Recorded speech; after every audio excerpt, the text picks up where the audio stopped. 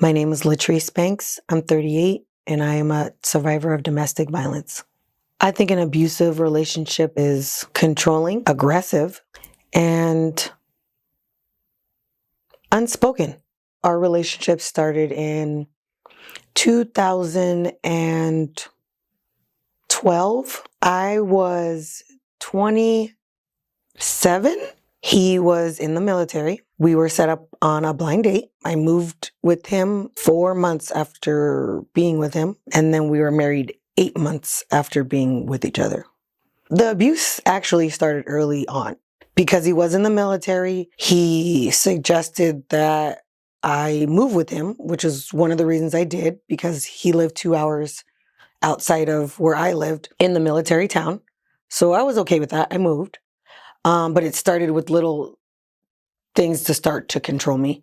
And that was one of them, moving so fast with him, even getting married so fast. But I felt like when I met him, that it seemed fine. Like, I could marry him. I was 27. I had dated and been in that game, so I felt like our connection was strong enough to withhold a marriage. So I didn't see a time limit. And then we had a child within 1 year, our first year of marriage. Mind you, because he actually hid my birth control pills. So I should have known then, even, like, there was starting to be some signs, but I guess I didn't think those were really controlling or things that I should have been paying more attention to. Now looking back, the red flags just right now, even saying it, the moving with him, the getting married so soon, the hiding my birth control, that's control, because he wanted to be in control when I had a baby, and he wanted the baby then. So I wasn't ready for the baby, which is why I had birth control. And then all of a sudden it went missing. I couldn't find it, and that's all it takes to miss so many pills, and you can become pregnant, which is what happened. And then 9 days after my son was born, we moved to the East Coast. So I moved from Arizona all the way to the East Coast.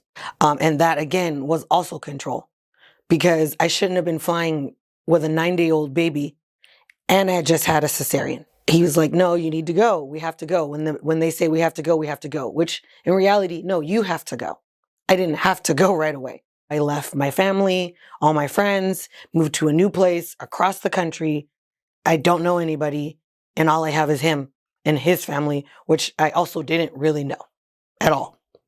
And they didn't know me. So I went into a deep postpartum depression, which he in turn, red flag, used against me later on in our marriage. He controlled my surroundings. We didn't move to our own place. We moved with his mom. She had also his younger siblings living there. I literally moved to a full house, and we're already now a family of, at the time we were a family of 4. I had an oldest son.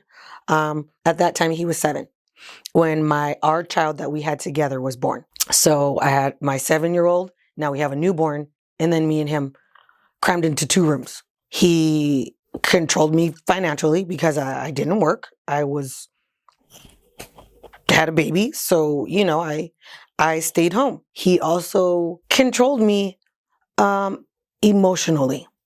But because I was suffering from postpartum depression, I didn't know it was also emotional control, abuse, which ties into also mental.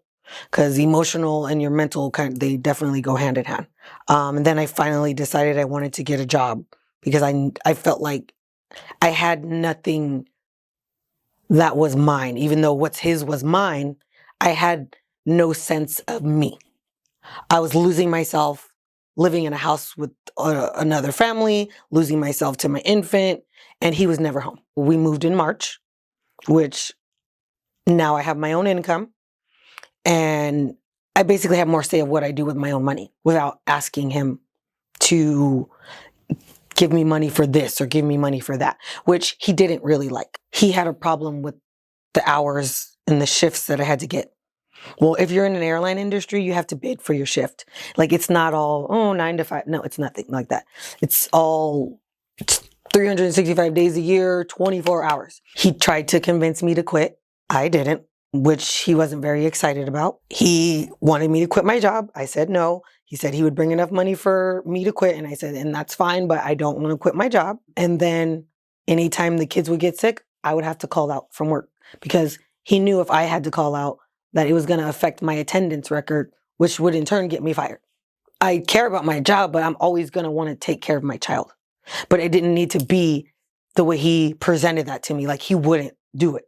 I had no choice but to be the one to call out because he would not. I was going somewhere to meet a friend and I just noticed, like I know his car and I knew the lights.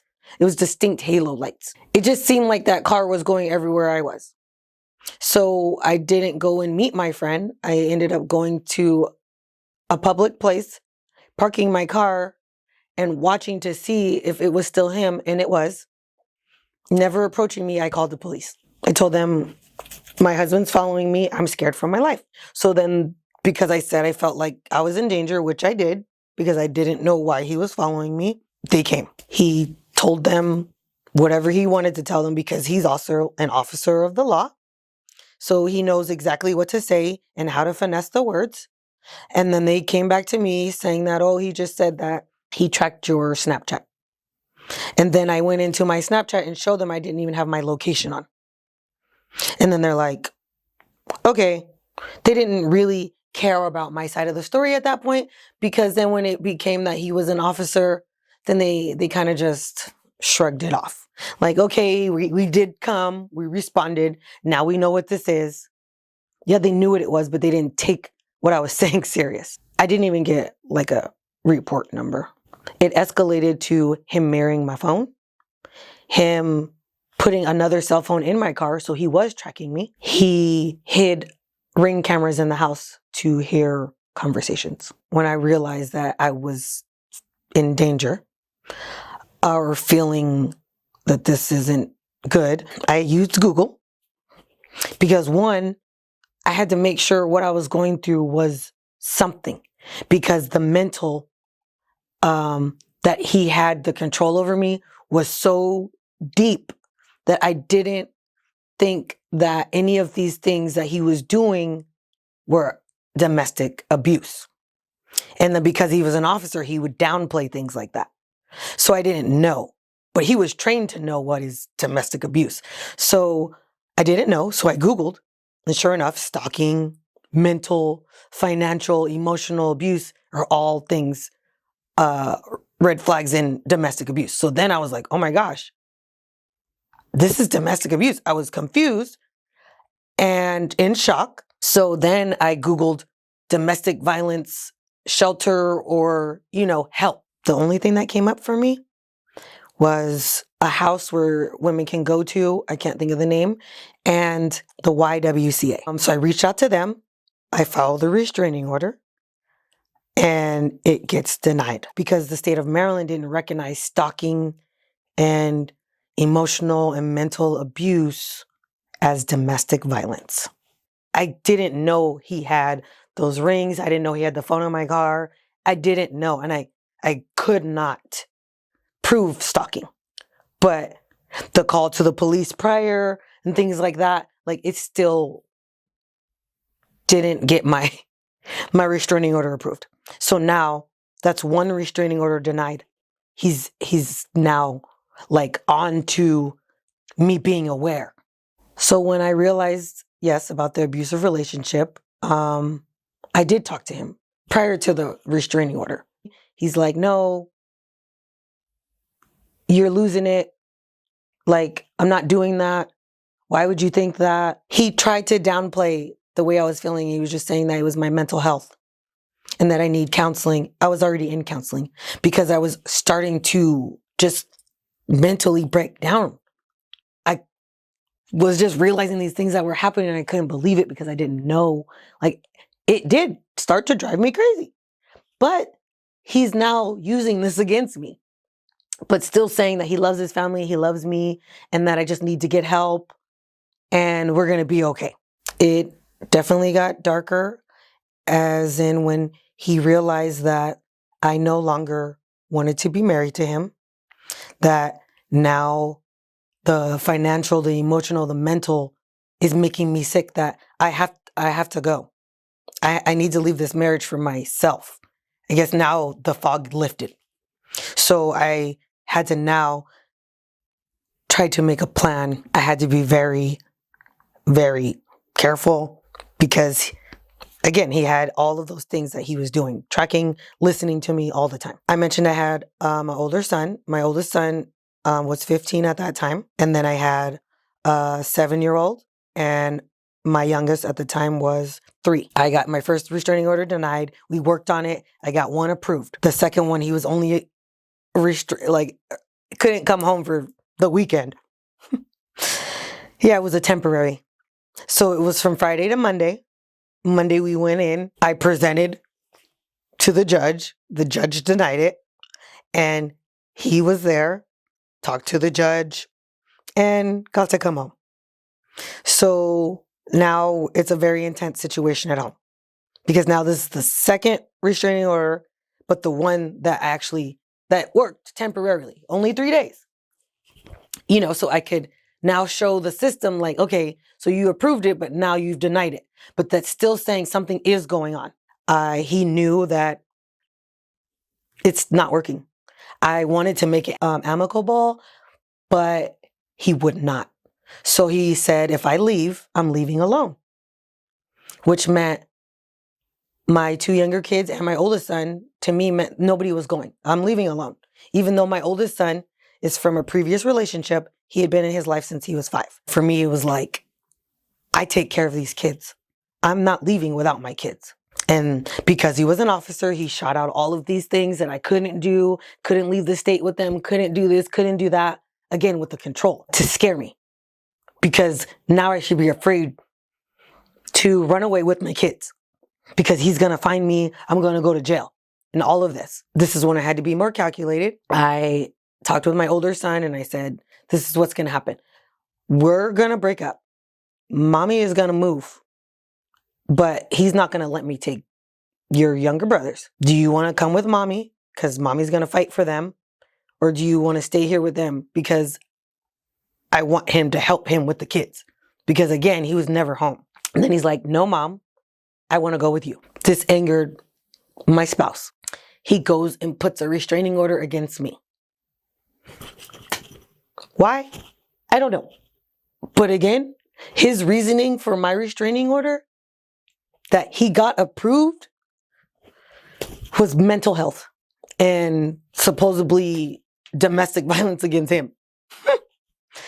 Everything that I had retracted about him per se, other than like stalking and things, he said I physically abused him, I verbally abused him. It was crazy. And they approved it. But of course they approved it because he was an officer. I can't now go to my house. I can't get any of my things. And I have to have a police come to take me to my house to get things because he wouldn't let me. And I had asked my son, like, oh, pack me up some stuff. And he was like, no, he can't do any of that. You need to come with the police escort to get your stuff. So I tell my son, I'm going to pick you up and I'm going to take you to the hotel where I'm staying. He said, okay. So I went to the courthouse. I got a restraining order against him. So now we both have restraining orders against each other. I still can't go home. I tell my son I'm going to pick him up. I go in our neighborhood, but not on my street because I can't be within certain area of the house. And he has a Ring camera in the front and in the back of the house. So he would have seen me. So I call my son's phone and I tell him, meet me here at this amount of time. And he said, okay. The time goes by. My son doesn't show up. I call his phone, goes straight to voicemail. I have my 7-year-old also in the house and my 3-year-old are in the house. And my 7-year-old had a cell phone. I called his cell phone. I said, hi, it's mommy. Where's your brother? And he said, oh, he's in the basement with daddy. And then next thing you know, the phone goes dead. And then I try to call back and now it's going straight to voicemail. So now I'm like, okay. I let maybe 15, 20 minutes go by and I'm like calling and everybody's phones are going to voicemail. I won't call his phone because I'm not allowed to. Can't go to my house because I'm not allowed to. So I call the police and they're like, we don't get into child-parent disputes. if he's with a parent. I said, well, it's his stepdad. I'm his mom.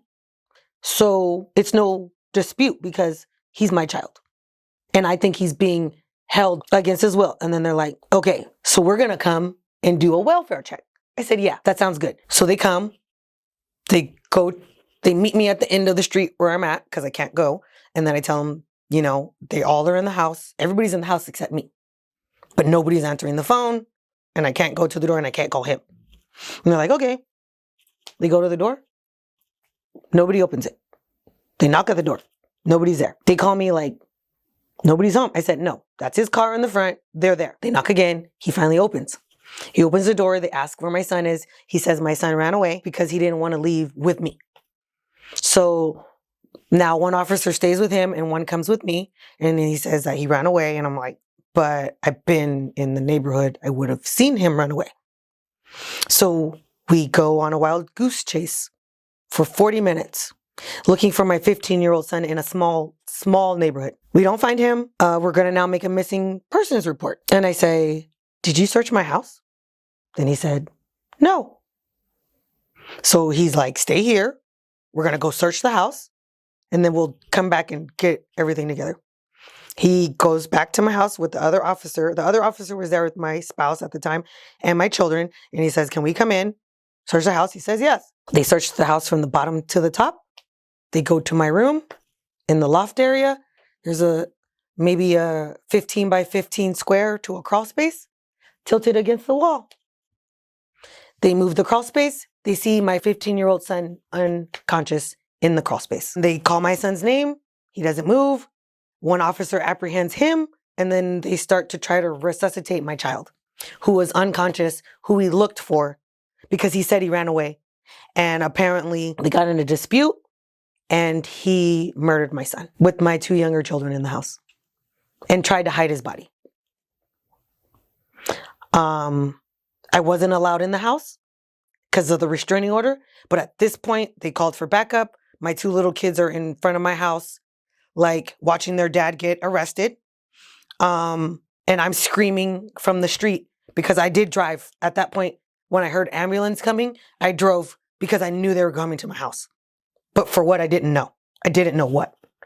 And they wouldn't let me go to my house because now it's a crime scene. I couldn't get my kids because they were keeping me away and they were apprehending him. He tried to go for the officer's gun. He got tased. They got him apprehended and they got the cuffs on him. They put him in the car and then the ambulance came and took my son to the hospital, which he was unresponsive. They tried everything they could. I don't know. They wouldn't let me go in my house. They wouldn't let me see him. I couldn't go to the hospital because now this is a murder scene. Now we're all suspects. I didn't think my son was dead though, because the police took me from my home to interview me. And after 3 hours of being interviewed, I go to call the hospital and the detective tells me to hang my phone up. And I'm like, I'm calling to check on my son. Like, I need to know. And then she's like, no. And then she tells my mom, make her hang up the phone because I'm going to talk to you. And she said those words that DJ didn't make it. And I lost it. I literally know it was an outer body experience where I threw myself to the floor in a temper tantrum, screaming and yelling. Those were the only way to get how I was feeling out. I had no words, only screams and shaking and just like a lot of adrenaline in my body. I just couldn't believe that he did that to my son because he wanted to come with me. How do you do that? And then you tried to hide it. You tried to hide it. So I know it was definitely premeditated. And the thing was, I kept feeling like he was going to hurt me. The feelings I kept getting towards the more I was trying to get out, I felt he was going to hurt me. I never thought in my wildest dreams he would have hurt my child, and let alone take him away from me and his siblings. And my son was a straight A student. played the violin for 8 years, took the trash out for elderly neighbors. He was the kindest boy in the world. He robbed him of his life, all the while causing trauma to my younger kids because they were in the house. They didn't know, but my 7-year-old understands. The baby, my 3-year-old, at the time, he didn't know. They saw him move his body, but they thought he was asleep. Daddy said he was taking him upstairs to put him in the bath to wake him up, is what he said. He saw his brother run out the back door, but then he said Daddy tackled him back and brought him back inside. Now, my domestic violence abuse has also turned to child abuse from my younger children, and now a trauma that we're never going to get over. Yeah. And then it became that, oh, now all of my cries for help were real. And the protection I sought out for my son, for me and the kids, because I always put the kids in the restraining order against him, that protection was real. And they didn't give it to me. This could have been prevented. They didn't help me. They failed me. The official cause of my son's death was asphyxiation. So loss of oxygen. And when I saw my son's body, he looked like he had been in a fight. Mind you, this boy never fought in his life. I had to live that over for the last 2 years. Only in January of this year, 23, he was sentenced to prison. So I had to go to trials. I had to go to evidence. It took a while to get past that because I had to keep reliving it. I did a lot of treatments in therapy and holistic treatments. My road to healing is never ending. I would say that my road to healing is going to be continuous for the rest of my life and my children. The help I couldn't find in Maryland that I so desperately was seeking, I found here in the state of Arizona. I actually went to Janice's boutique. It's Janice Women's Center. It's a boutique where they sell resold clothes, but it's to benefit domestic violence survivors. I got connected to some programs with ACASI, which is another state program that provides counseling and family support events monthly. And they do home visits to check in on me and the kids. And with Janice's Women's Center, Shantae has been my backbone in making sure I'm processing through my domestic abuse because I put it away to grieve for my son. Me as a victim, I'm spreading awareness because I feel like so many people don't know or understand what it is, and they don't know what it looks like, but it could be anybody. If I could go back in time, I would tell my younger self that domestic violence, domestic abuse isn't physical. Because I would have never, I didn't know. So that's what I would tell my younger self. Because I knew what domestic violence was, but I didn't know. It wasn't just physical abuse. I created the foundation to help children who are victims of child abuse in a domestic violence situation. You can reach me at dasonjones.org or Dason Jones Foundation on Instagram. Thank you.